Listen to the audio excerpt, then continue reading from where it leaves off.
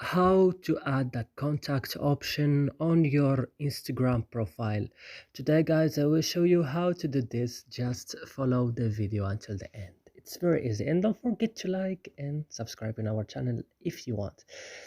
We will start now. You will open your Instagram first, then you will see home.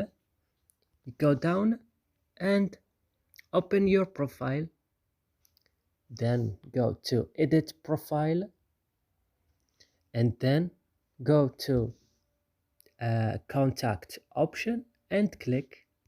And here, as you see, you can add any contact option. For example, here address.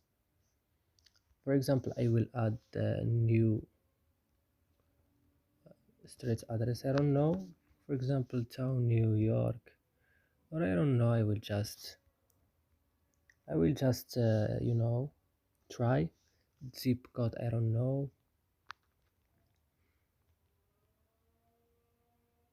And when I finish, I click save here, and I will display this and click OK, and I will back to my profile. As you see now, I have my contact information here. It's of my address, and that's it guys. I hope this video is useful and helpful for you.